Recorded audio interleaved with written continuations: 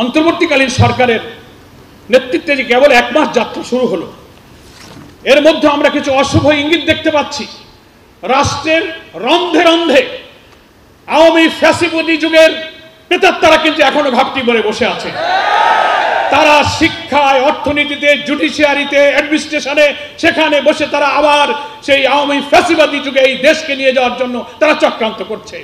আমরা আজকের এই সম্মেলন থেকে প্রধান উপদেষ্টাকে বলবো, প্রত্যেকটি মন্ত্রণালয়ের দায়িত্বে যে উপদেষ্টারা আছেন আপনারা শনাক্ত করুন, সার্চ করুন গুরুত্বপূর্ণ কি পয়েন্টে আপনারা কাদেরকে বসিয়েছেন। সেখানে বসে এখনো তারা কিন্তু আমাদের আদর্শ মূল্যবোধের বিরুদ্ধে ষড়যন্ত্র করছে। শিক্ষা ব্যবস্থাকে যে প্রান্ত সীমায় তারা নিয়ে গিয়েছে, চরিত্র নৈতিকতা ধ্বংস করেছে, মূল্যবোধ ধ্বংস করেছে, আমাদের সন্তানদের চরিত্রহীন করে গড়ে তোলার জন্য সে পাঠ্যপুস্তক থেকে ইসলাম এবং ইসলামী আকীদা সংক্রান্ত সবকিছুকে তুলে দিয়ে নাস্তিক্যবাদী, বস্তুবাদী এবং সেই সমকামী শিক্ষা এবং জেন্ডার থিঙ্কিং এর নামে আমাদের শিক্ষা ব্যবস্থাকে তারা শেষ করে দিয়েছে। বেরিয়েছে বাংলাদেশ শিল্পকলা একাডেমিতে মহাপরিচালক হিসেবে সৈয়দ জামিল আহমদকে নিয়োগ দেওয়া হয়েছে।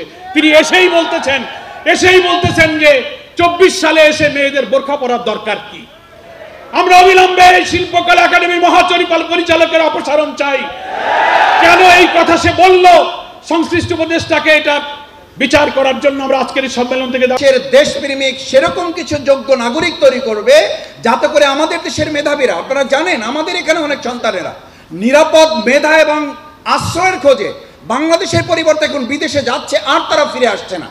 আমরা অন্তর্বর্তীকালীন সরকারের কাছে আহ্বান জানাতে চাই, বাংলাদেশে এমন পরিবেশ তৈরি করতে হবে যাতে আমাদের মেধা আমাদের কাছে না রেখে বিক্রি করে মেধা, আমাদের মেধা এখন অন্যরা কিনে নিয়ে বিশ্ব আজকে বড় বড় জায়গাগুলোতে আমাদের বাংলাদেশের সন্তানেরা সেখানে নেতৃত্ব দিচ্ছে, অথচ আমাদের দেশকে কালকে তলাবিহীন ঝুরি করে ফেলা হচ্ছে। এরকম নীতিমালার শিক্ষা আর না তৈরি করে বরং বিদেশে যারা গিয়েছিল তাদেরকে ফিরে নিয়ে এসে মেধা না কোটা, এই বৈষম্যহীন ছাত্র আন্দোলনের বৈষম্য বিরোধী ভূমিকার যারা করেছিলেন তাদের মূল মন্ত্রে ফিরে আসার জন্য সেই সমস্ত মেধাবীদেরকে ফিরে আসার উপযুক্ত বাংলাদেশ আমরা তৈরি করব ইনশাআল্লাহ।